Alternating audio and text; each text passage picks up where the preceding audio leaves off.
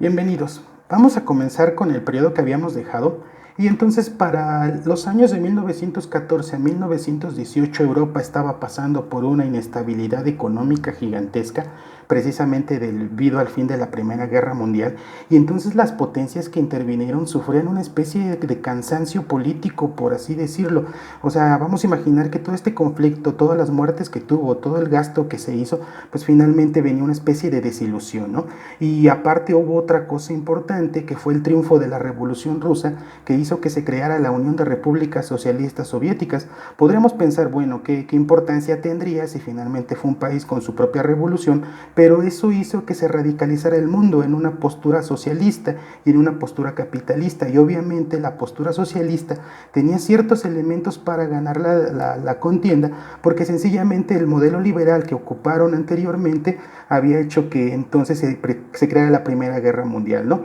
Vamos un poco a Estados Unidos para el año de 1919, tenía un auge económico gigantesco, fue como el gran campeón de la guerra, por decirlo de alguna manera, y se vuelve una potencia, tanto así que se demuestra en los movimientos culturales. ¿Y qué es lo que sucede? La entrega de los Óscares, la famosa ley seca en la cual se prohibía el consumo de alcohol dentro de las ciudades de Estados Unidos, cuando salen gángster tipo Al Capone, y donde se hace el primer concurso de Miss Belleza, que después va a ser Miss Universo, la música jazz, los centros nocturnos con chicas bailando semidesnudas. Digamos que ese era el ambiente de Estados Unidos para ese entonces, o sea, nada que preocuparse por la parte económica, ¿no? Y entonces, ¿qué es lo que pasa? Para un poco antes, en el 14, pues todavía Europa controlaba un poco el mercado, pero pues sencillamente después de cubrir las necesidades de los soldados y las armas, lo que se conoce con el término de economía de guerra, es entonces cuando estos empiezan a sentirse pues ya devastados. ¿Y qué es lo que pasa? Pues algunos países llegan a acabar totalmente arruinados por esta economía de guerra. Reino Unido y Francia pues obviamente estaban mal, aun cuando hayan sido potencias ganadoras, pues estaban mal por toda esta economía de guerra, ¿no? Y aparte en tiempos de paz pues hubo desempleos en Europa, o sea, ¿cómo se iba a invertir si ya no se tenía el dinero suficiente? Alemania en este caso, por ser la potencia que perdió, pues sufre mucho más, porque sencillamente está casi en la quiebra, y pues Estados Unidos se convierte en el principal exportador.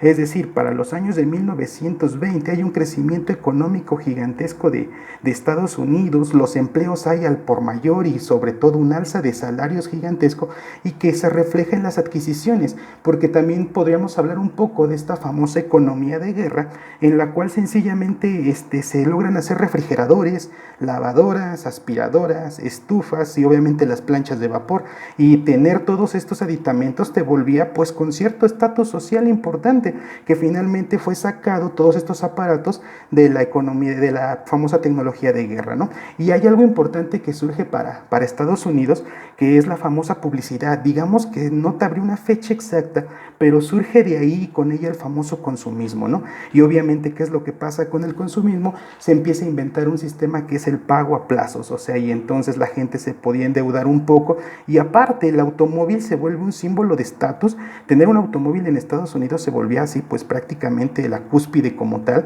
y llegó el punto en que había 24 millones de autos en América, y por esa razón se le conocía como el sueño americano. O sea, empezamos a verlo, o se empezaba a ver por los salarios grandes, por todo este tipo de aspectos, como un lugar en el cual se podían cumplir absolutamente todos los sueños, ¿no?